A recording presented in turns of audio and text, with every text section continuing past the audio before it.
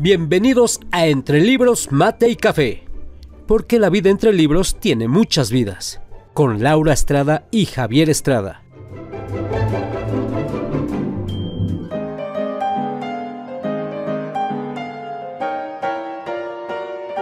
Entre Libros, Mate y Café advierte que las opiniones vertidas en este podcast son de ávidos lectores a quienes les encanta compartir lo que leen.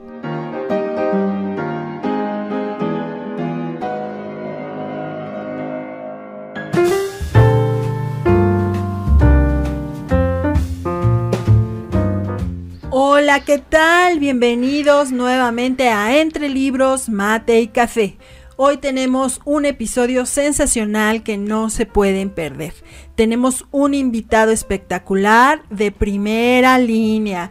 Y bueno, antes de empezar y de presentarlo, quiero recordarles que nos visiten en Facebook como Entre Libros, Mate y Café, que nos dejen sus comentarios y bueno, ya les platicaré que ya hubo una personita que nos escribió por ahí en el programa pasado y ya recibió su libro en PDF. Así es que escríbanos, anímense y les vamos a hacer llegar un interesante libro.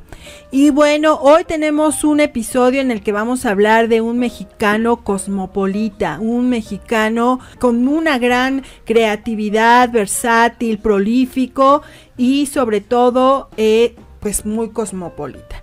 Y bueno, tendremos hoy de invitado a el ingeniero Emanuel Martínez, que me gustaría que se presente, que nos platique un poquito de él. Oye, se siente raro así como el don ingeniero. Fíjate que no es por nada, pero ya me han estado diciendo señor en varios lados. Yo creo que pues por la barba y el bigote y el nuevo look, y sí, ya soy señor don ingeniero Carlos Emanuel. Pues muchas gracias, Laurita, por la invitación. La verdad es que estoy muy contento de estar en este programa. Está interesante el formato porque es diferente a lo que estoy acostumbrado, supongo. Pero me da mucho gusto. La verdad es que Entre Libros, Mate y Café me representa, ¿cómo sería? Como una emoción. Porque lo vi nacer en ti, porque además pues fue muy padre cuando me acuerdo estas veces que estábamos en tu casa haciendo tertulia y que decías, ay, quiero hacer un proyecto de Entre Libros, Mate y Café. Bueno, más bien era un proyecto de literatura y le fuiste dando forma. Entonces, qué gusto verte aquí con este proyecto. Y bueno, pues nada, ya sé también que estamos, que nos están escuchando seguramente en Colombia, ¿no? Seguramente. Uh-huh. Y también que ya hasta tienes dinámicas de libros y todo. Pues nada, muchas felicidades, Laurita. Y bueno, pues sí, yo soy Carlos Martínez, soy ingeniero industrial, consultor de tecnología. Mi formación o pues sí, como mi trabajo del día a día es hacer consultoría comercial para todo lo que usan de plataformas tecnológicas, en mis manos pasa. Pero pues en el camino pues he estado como explorando algunas otras cosillas porque me gusta mucho como este tema de la filosofía y en algún momento de mi vida me quebré y estuve buscando estas preguntas de quién soy, qué haces y a dónde vas. Y entonces pues entré a estudiar teología, que fue donde nos conocimos. Ahorita les platicaremos, ¿no? Claro. Que está muy padre. Y bueno, pues nada, es un poco lo que soy, un apasionado de la literatura. Me acuerdo desde niño, o sea, mi primer libro lo agarré, yo creo que como a los 11 años. Mi primer libro se llamaba Ma y Pa Drácula, no me acuerdo el autor, pero era de una colección que sacó Porrúa que se llamaba algo de viento y libros o algo así, unos cuentitos. Uh-huh. Y ese fue mi primer libro. Me encantó, me acuerdo muy bien. Y bueno, desde entonces he leído, pues tengo esa cultura, no sé si cultura, hábito, curiosidad, pasión. ¿Es por temporadas? O todo a la vez. Más sencillo. Emanuel, ¿cómo estás? Primero saludándote. Eso no es un hábito, no es nada, es una forma de vida. ¿Verdad que sí? Así es, bueno, pues ya escucharon siempre, a Javier. Que... Y te interrumpo tantito, como dije a Krishnamurti, si quieres saber quién eres, muy fácil, busca dentro de ti. Eso. De hecho, que ya vamos a entrar en términos filosóficos, pero está padre porque justo hay un momento donde encontré ese yo soy interior. Y bueno, pues ahí fue donde entré a la comunidad teológica y ahí conocí a Laurita, pero sí, tienes razón, o sea, esa esencia, ¿no? Esa esencia. Y bueno, pues así fue como empecé a este camino de la literatura. Te digo que es por temporadas, porque hay días, bueno, más bien años, vamos a medirlo por años. Bueno, días, años, en los que, por ejemplo, un día puedo leer tres libros, ¿no? O sea, en la mañana, en el desayuno, en la comida, me aviento otro, y en la cena, y luego la Biblia, que, como diría nuestro expresidente, mi queridísimo expresidente, copete parado, no voy a decir nombres, la Biblia, por supuesto, pero eso normalmente, y hay temporadas, o sea, y eso me lleva a que durante un año pues puedo leer casi, no sé, unos 100 libros, pero hay veces, años, en los que he leído 3 libros, ¿no? Por ejemplo, hay un libro que me costó mucho trabajo, que es el de Simone de Beauvoir. Claro, nos costó. No, yo todavía no lo termino, o sea, y llevo como 2 años leyéndolo. Así es.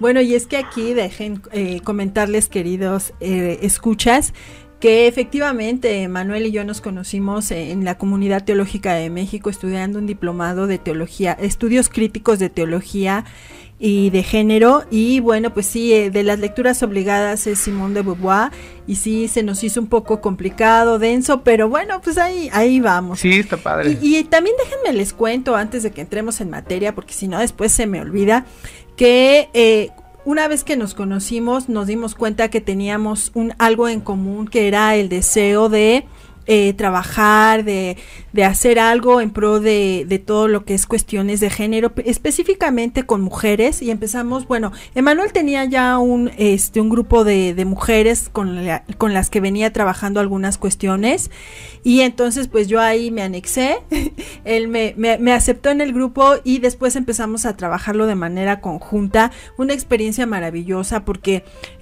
ahí llegamos a tener momentos en que las personas se abrían, tuvimos sesiones bien intensas donde hubo grandes cambios, sacudidas, claro. Y bueno, eso fue lo que nos unió. Después vino la pandemia y se complicó todo, pero esta amistad y este deseo de trabajar siguió adelante. Y también déjenme comentarles que Emanuel tiene un programa, un streaming que se llama Reconectados. Bueno, y entonces un día yo lo venía siguiendo, entonces me invitó a hacer un resumen de temporada, y de ahí hicimos clic frente a la pantalla y los micrófonos, y bueno, he tenido la oportunidad de estar acompañándolo más de una temporada, y bueno, pues ha sido una experiencia maravillosa, y como él lo decía, aparte de eso, me fue sirviendo para después darle cuerpo y vida a este proyecto que es Entre Libros, Mate y Café. Y bueno, vamos a entrar un poquito en materia. Hoy vamos a hablar, Javier, de José Emilio Pacheco. El mismísimo wow. Nada menos, pero bueno, vamos bien.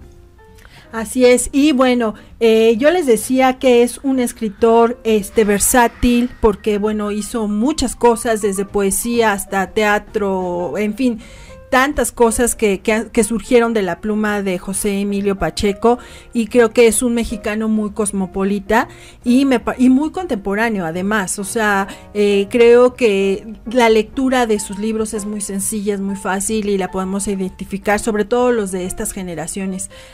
¿Tú qué te parece este autor, Javier? No, excelente. Mira, yo en todos estos programas he dicho todos esos autores que admiro, pero si las letras mexicanas alguien ha sido grande, más allá de Octavio Paz, Juan José Arreola, Alfonso Reyes, los grandes monstruos literarios mexicanos, José Emilio Pacheco se cuece entre esos. Como dijiste, poesía, crónica, novela, cuento, ensayo, crítica, adaptación, cine, etcétera, y además un escritor muy ad hoc a los tiempos relativamente actuales.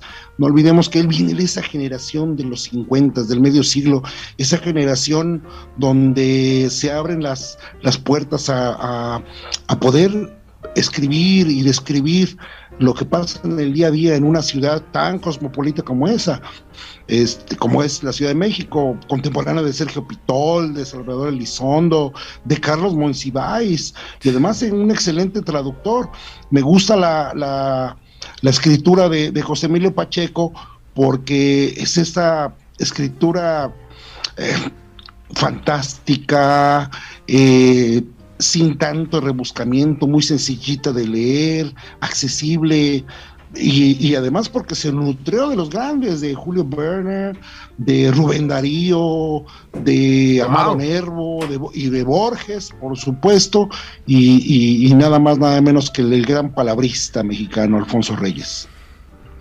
Wow. Así es, y recordemos que él en su casa recibía algunas visitas de algunos escritores famosos, entre ellos del que ya hemos hablado bastante, que es Juan José Arreola, y bueno, entonces estuvo inmerso y conoció mucho de literatura, y también conoció escritores y sus personalidades. Yo creo que eso fue algo que enriqueció mucho a este hombre, y que bueno, se ve reflejado en su literatura. Creo que ya desde pequeño tuvo esa formación, ese deseo, por eso empezó con Julio Verne, que digo, empezar con Julio Verne, a mí a veces me han preguntado, oye, ¿qué me recomiendas? La verdad es que yo sigo recomendando empezar por los clásicos como Julio Verne y toda esta literatura de aquellos tiempos, porque te despiertan la imaginación. Claro. Entonces, bueno, y en específico hoy me comentaba Emanuel cuando lo invité, que él tiene un libro de favorito que le marcó, que tiene grandes anécdotas con él, que es este libro de Las batallas en el desierto. Cuéntanos, Emanuel, a ver, platícanos tu experiencia. Sí, claro. Es un libro, me emociona hablar de él además. Bueno, a ver, es más, voy a empezar como empieza el libro. ¿Me acuerdo o no me acuerdo? Así empieza el libro, ¿no? Y es la narración de un niño que se llama Carlitos. Yo me llamo Carlos Emanuel, o sea, tengo mi nombre telenovelesco, ¿no? Como la misma historia. Y bueno, yo me acuerdo que empecé a leer ese libro la primera vez que lo leí, porque lo he leído como 4 o 5 veces fácil, y la primera vez que lo leí en la preparatoria.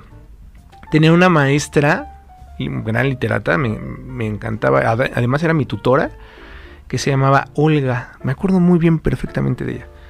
Entonces yo me acuerdo que estaba, pues nos pusieron varios libros ahí como para leer.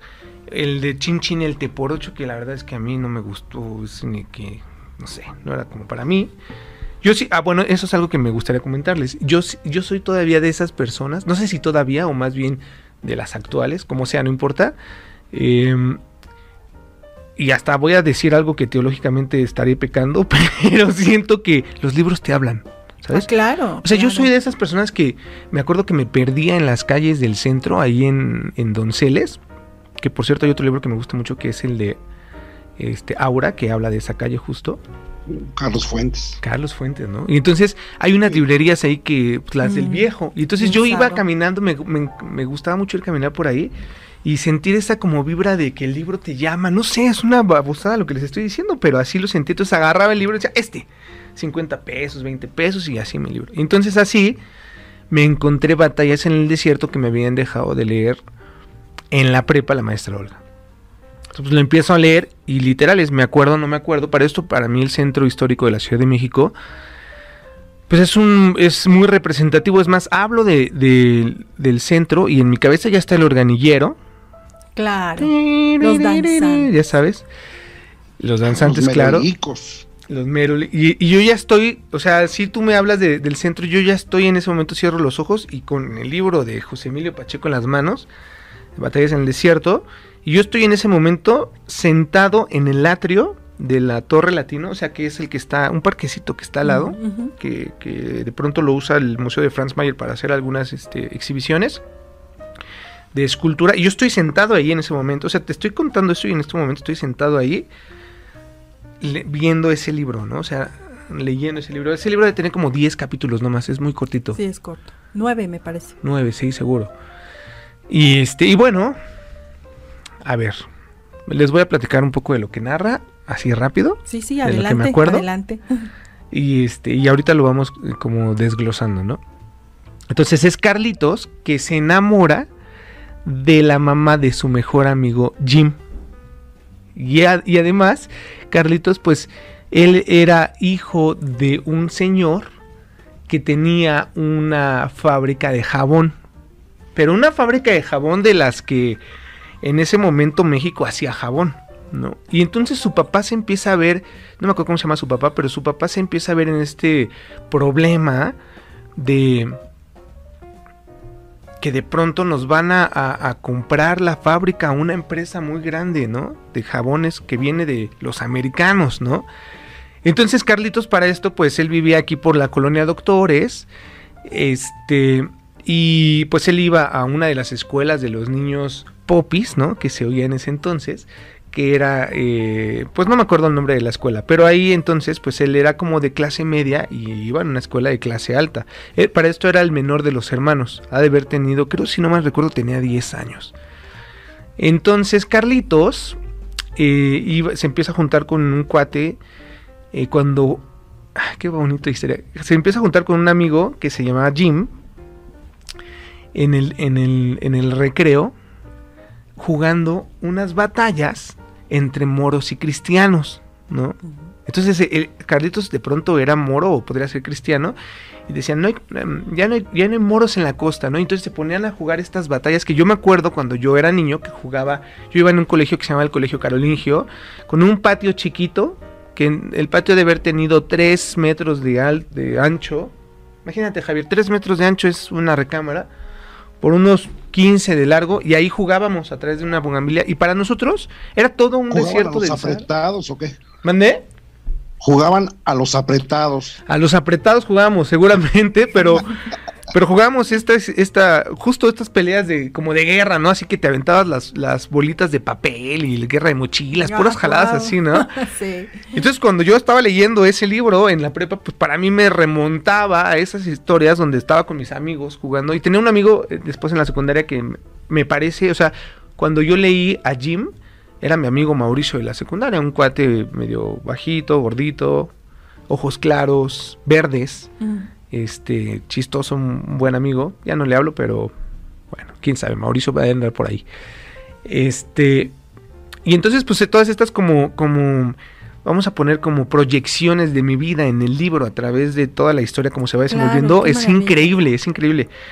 Entonces, bueno, pues Batallas en el Desierto siempre es para mí representa esta dicotomía entre algo me está tragando y de algo me tengo que defender, ¿no? Ahora les voy a explicar por qué lo veo así.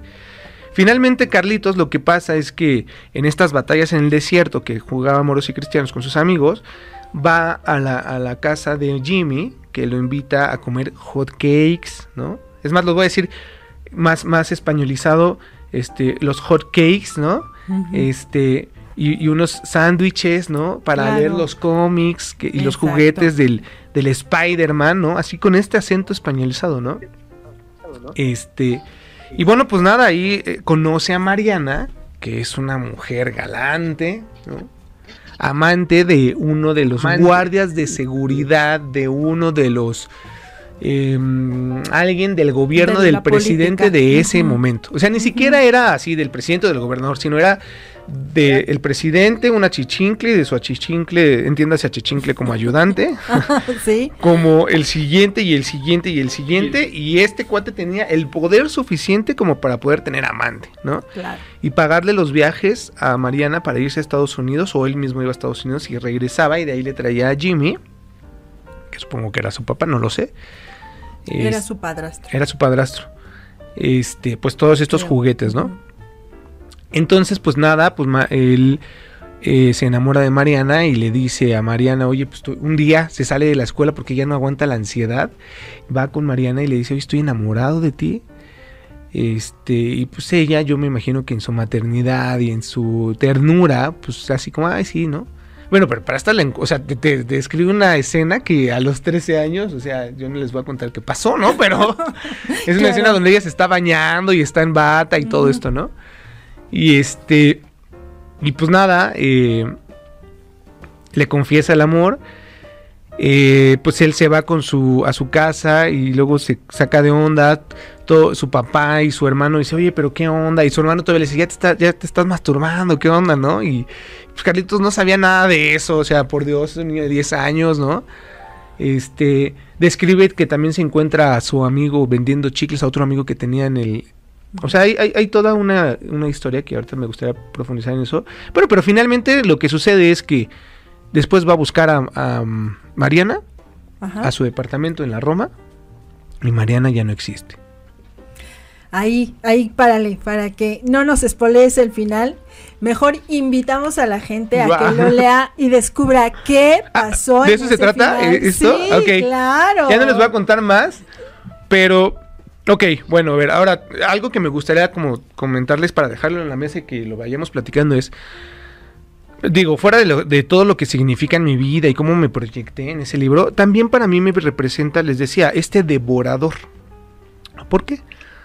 Voy a verlo, o sea, se los voy a poner desde 3 puntos de vista. 1, cambios seculares, o sea, un siglo haciendo un cambio en otro siglo. O sea, para mí este libro es un libro que tiene que ver se escribe en 1980, pero tiene que ver con esta onda como de la post-revolución, ¿no? Cómo se empieza a mover México, se empieza a acomodar ya como una nación, ¿no? Pues revolucionaria, por llamarlo así. O sea, sí, yo sé que la revolución acabó en los 40 por ahí, pero 40 años después, o sea, pues no había tanta más bien un México en construcción, ¿no? México en construcción, ¿no? Como pues revolución construyendo un nacionalismo, ¿no? Luego entonces una institucionalidad, más bien así, este fortalecimiento de la institucionalidad. Entonces, por un lado es el poder que tiene el gobierno, ¿no? En ese momento, pero como institución.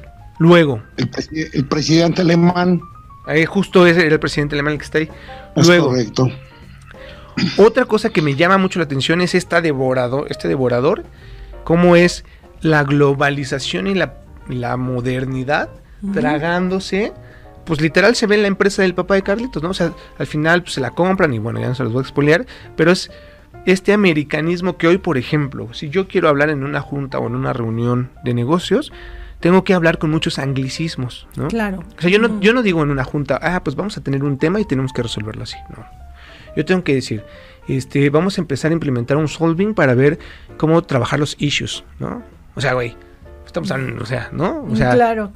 Sí. lenguaje. Y más en lo que tú te mueves, que es la tecnología. Exacto, ¿no? Es más, yo hay veces que digo, oye, estamos hablando español-inglés, o sea, porque es como... Spanglish. Ajá, vamos a ver los KPIs en esta herramienta para ver, no sé, un roadmap y luego identificar los issues principales del onboarding. Güey, o sea, ¿qué dije? No. Bueno, yo no te entendí, pero tú sí, seguramente en tu reunión. Eso mismo está en ese libro. O sea, Carlitos llega un momento, o más bien el narrador, a través de la vida de Carlitos, empieza a platicar cómo empieza a entrar esto de los hot cakes, ¿no? Los hot dogs, el ok, estas palabras, pues sí, de origen inglés, anglosajón, y que me envuelven, que son envolventes otra vez, ¿no? Y luego finalmente, este moralismo al que se ve expuesto Carlitos. Doble moral. Una doble moral, por parte de la familia, ¿no? Que su hermano también era un canijo y Claro, sí, no, bueno. Se había echado a la sirvienta, si no me recuerdo, ¿no? Intentó, pero se arrepintió la sirvienta y lo cacharon. Empezó a gritar, pero sí, pero ya no vamos a spoilear más. Bueno, ¿cómo ves tú, Javier, este libro? ¿Qué nos puedes platicar de este libro? Este libro es muy, muy bueno, es muy interesante porque te va amarrando, y yo no sé si entre la narrativa de la narración como tal y el morbo, te seduce. Digo, hay que recordar que en aquella época pues venía todavía todo ese impacto del hongo atómico, y que justamente el libro toma su nombre porque estas guerras que había entre judíos y árabes estaba en su apogeo. Recordemos que en aquellos años se declara ya como oficial el Estado israelí. Exacto. Entonces, era la noticia del día, porque en aquel entonces no había televisión, había mucho radio, la ciudad, como dices tú, institucionalizada bajo las manos del PRI, cada vez se consolidaba con más poder, pues empezaba este desarrollo de la Ciudad de México, donde la influencia extranjera, esa inversión que hacían los gobiernos por modernizar a esta ciudad, pues daba pauta a eso. Y dentro de esa modernización, pues vienen estas costumbres entre anglosajonas de que los chicos se enamoran de las señoras, o algunas chicas no tan chicas de los hombres maduros. Entonces empieza esa ruptura del el gusto o el amor o el deseo de personas con diferencias sociales y sobre todo culturales y de edad, y esa irrupción en este nuevo mundo que nos presenta, ¿no?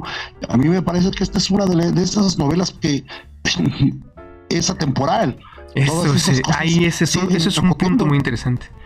Es un punto muy interesante, justo, Javier, o sea, coincido contigo.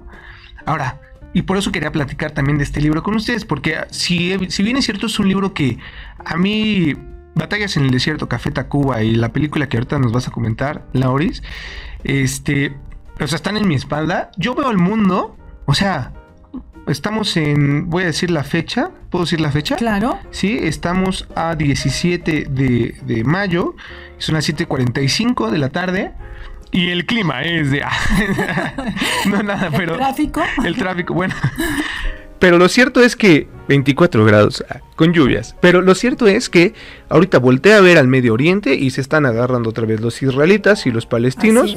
Y si lo ves desde una teología muy cristiana y ahí fundamental, y entonces parece que los palestinos tienen la culpa.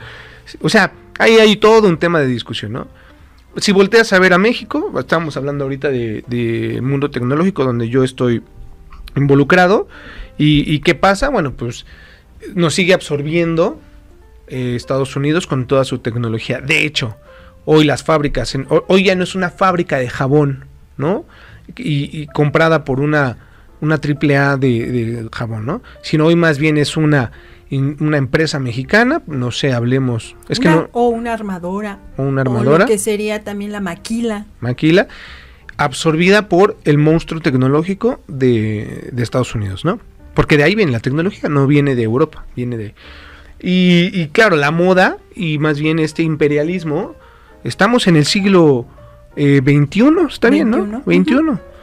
Y sí, nosotros seguimos pensando que el imperio es lo máximo, es lo más grande, ¿no? Entonces, seguimos comprando la moda de Francia, seguimos comprando el lujo de Inglaterra, seguimos comprando todas las introyecciones, o sea, el orden, ¿no? Alemán, seguimos comprando todo eso. Entonces, pues parece que de 1980 que se escribió 88, le metemos 20 añitos, 30 añitos más, no ha pasado nada, ¿no? Y eso es sorprendente, no sé qué opinen. Es lo mismo, ¿no? Como cuando justo él leía a Julio Verne, seguramente lo que leyó allí y que le parecía algo muy de futuro, le tocó vivirlo. Son estos escritores que son justamente tan atemporales porque lo que saben captar es la esencia del ser humano, ¿no? Creo que saben leer los tiempos y saben leer dentro de esos tiempos la esencia.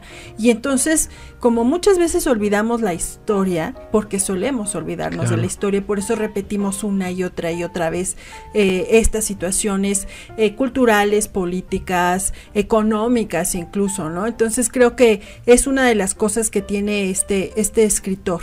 Y sí, efectivamente, lo que viene ahí es, yo también recuerdo sobre todo, yo te voy a decir que a mí me impactó mucho la película, de esas películas muy bien logradas, que originalmente la iba a dirigir un tal Estrada y terminó dirigiéndola Alberto Isaac, que no era cualquiera. Como, fíjate qué chistoso, ¿eh? Exactamente, y resulta que la verdad es que fue muy bien lograda, de hecho ganó, creo, 8 Arieles, Y ¿qué es un Ariel? Perdón, como un Oscar. Es un premio, sí, pero mexicano. Es un premio de la Academia Mexicana. ¿Como los Otis o eso que a mí no me tocó? O sea. No, los Arieles todavía se dan, ¿eh? Los ¿sí? Arieles todavía se dan y bueno, y se da lo mejor del cine y se llevó 8 Arieles, ni más ni menos. Y bueno, Alberto Isaac tuvo un muy acertado lectura tanto del libro, que supo plasmar y que supo darle esa ambientación a esta película. Muchas veces nos quedamos con esa deuda que nos deja el cine cuando leemos el libro y luego vemos la película. En mi caso, con esta película Mariana, a mí no me pasó, y creo que seleccionaron perfectamente bien a los actores, empezando por ejemplo por Elizabeth Aguilar, que era una jovencita en aquel momento. No sé si tú recuerdes esa película, Javier. Sí, claro, cómo no, es del año 87 y además a mí sí me gustó, aunque algunos detallitos se pasaron, pero acordate que el guion es de Vicente Leñero, ni nada más nada menos que el primer actor, sí. Pues Pedro Armendáriz Jr. Yo creo que dentro de las carencias que siempre ha tenido el cine mexicano, porque eso es la realidad de las cosas, ¿no? Poca gente se atreve a invertirle. Yo creo que si no es una excelente película, me parece que describe muy cercanamente el libro de las batallas en el desierto. Yo creo que está bien, y no olvidemos otra muy buena película de donde el guión bueno, la película es de Ripstein y dirigida por José Emilio Pacheco, El Castillo de la Pureza. Ese me parece que, así como este libro que estamos comentando, me parece que es un parteaguas entre la moral doble y esta situación. El Castillo de la Pureza yo la recomiendo mucho, es una muy buena película, es un poco antigua, es como del 70 y algo, pero bueno, pero ahí podemos ver a un gran actor, Claudio Brook. Qué interesante que José Emilio Pacheco, más allá de ser un extraordinario novelista, no olvidemos a Morirás Lejos, que es un excelente libro, La sangre de Medusa, y algunos de sus muy buenos poemas, porque más allá de novelista y dramaturgo y demás, era un excelente poeta. A mí me gusta muchísimo algunos de sus poemas, como aquel que se llama Presencia, y lo voy a leer rápidamente. ¿Qué va a quedar de mí cuando me muera, si no esta llave ilesa de agonía, estas pocas palabras con que el día dejó cenizas en tu sombra fiera? ¡Ay, caramba! Este es uno de esos hermosísimos poemas y tiene tanto trabajo, que además, si nos recordamos, su cónyuge, Cristina Pacheco, sigue haciendo una labor muy similar, sigue haciendo la narrativa, la historiadora de la Ciudad de México. Tiene tantos años en una televisora del Politécnico, y el título de su programa no lo dice todo. Aquí nos tocó vivir. Sí, buenísimo. Buenísimo programa. Y sí, efectivamente, yo recuerdo un libro que tengo dentro de mi colección de lecturas mexicanas, uno que se llama Poesía en Movimiento, que es un compendio que tiene escritos de Octavio Paz, de Alichu Macero, de Homero Ardijis y por supuesto de José Emilio Pacheco. Y bueno, la selección que viene aquí es muy interesante. La parte de José Emilio Pacheco tiene una selección de aquel libro que fue Los Elementos de la Noche, que yo les recomiendo muchísimo que lo lean, porque habla un poco de lo transitorio de la vida, de esta cuestión de la destrucción, algo de lo que tú nos comentabas, Emanuel, un poquito.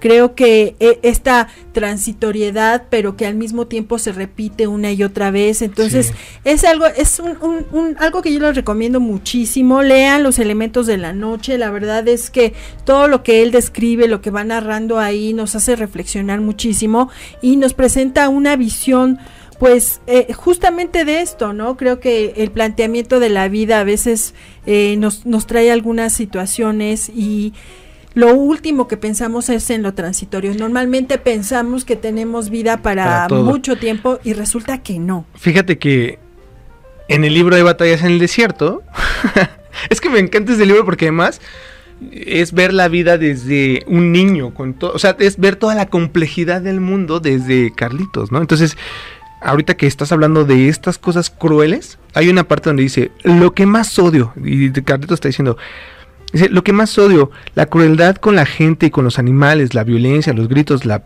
presunción, los abusos de los hermanos mayores, la aritmética, que haya quienes no tienen que comer mientras otros se quedan con todo.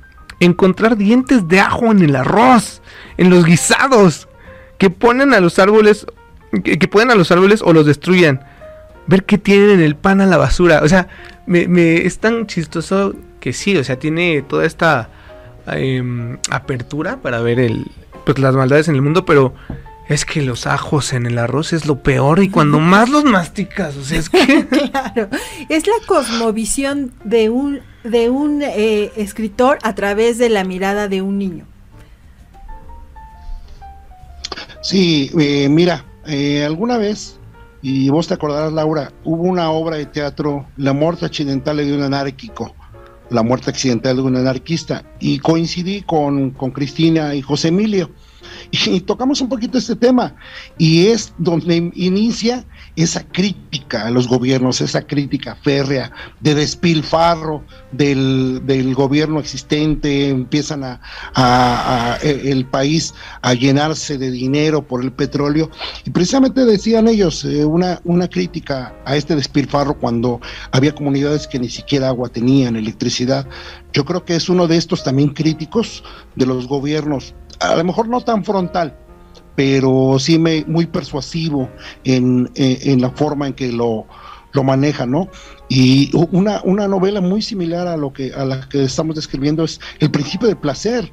Esa es una novela que tiene más o menos un tema similar, y hay una frase que me encanta, ¿no? Y que va muy suavemente a la crítica hacia los gobiernos. Dice, nadie tiene la culpa de lo que yo ignorara, que todo es una farsa y un teatrito. Así o más clarito para los siguientes gobiernos que le precedieron en este caso en los años 70s, 80s.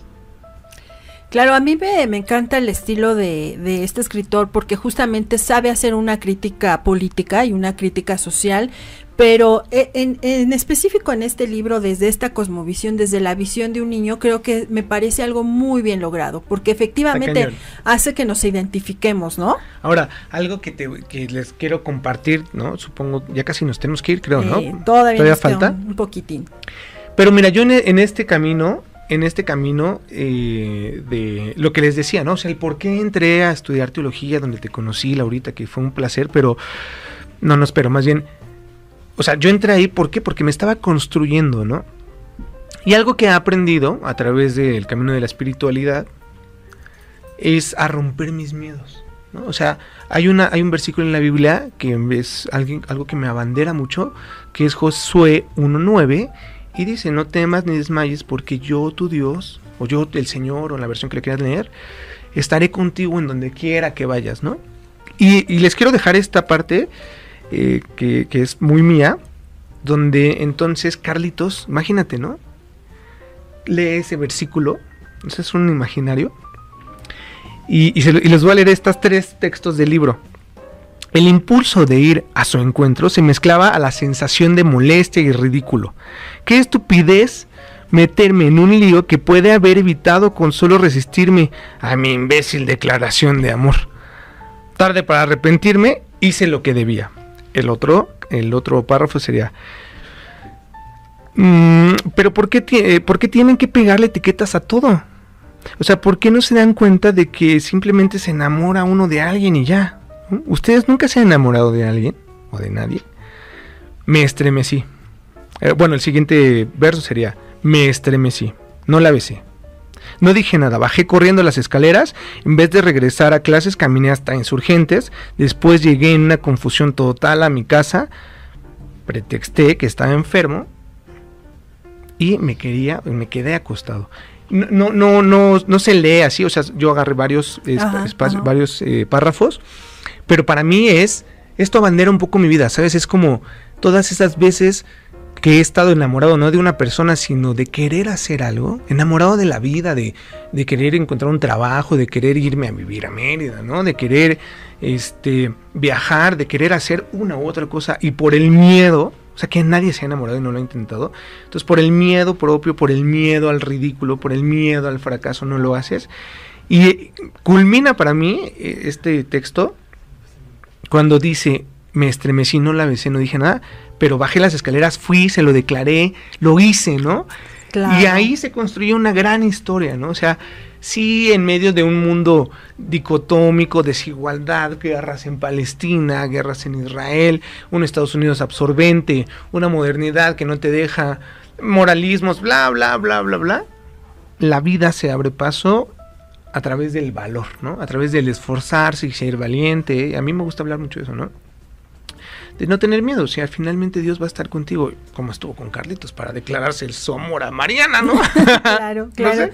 Bueno, Javier, y creo que este episodio ha sido sumamente interesante. Creo que hoy logramos, y que gracias, Emanuel, porque justamente esta es la idea de este podcast, de que a través de las letras, a través de leer estos libros que nos impactan, que nos hacen reflexionar, que nos recrean en nuevas vidas o en las vidas que estamos viviendo, es el efecto que tienen esos libros. Por eso a mí me gusta decir que la vida entre libros tiene mucho más vidas, ¿no? Uy, es increíble. Y creo que el día de hoy se ha logrado muchísimo, Javier.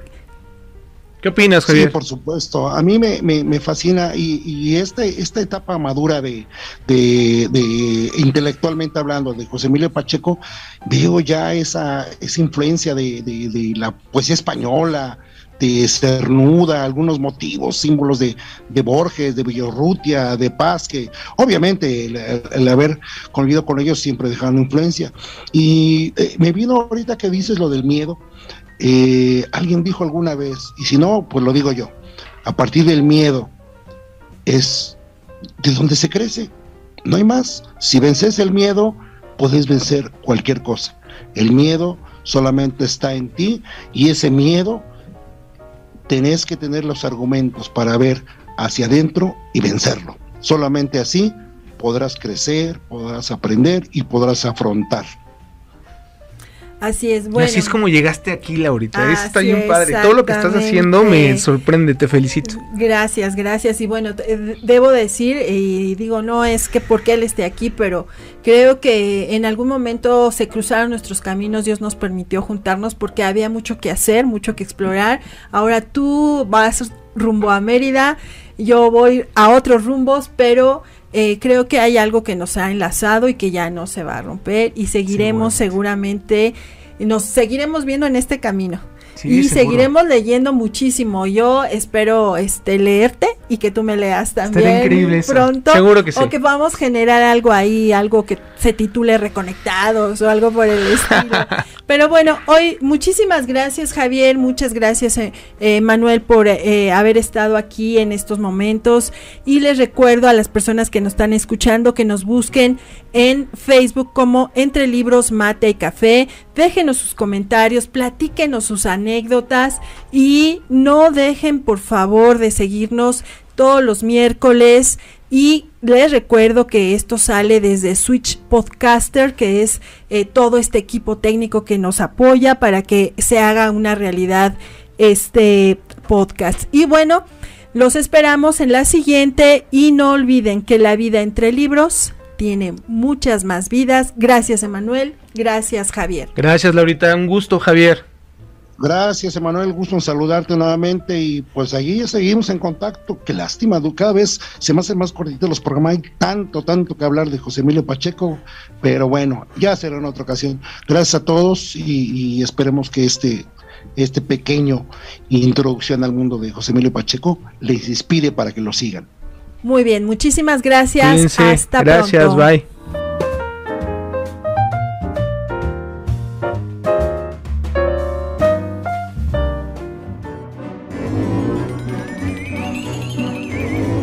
Esto fue Entre Libros, Mate y Café, con Laura Estrada y Javier Estrada.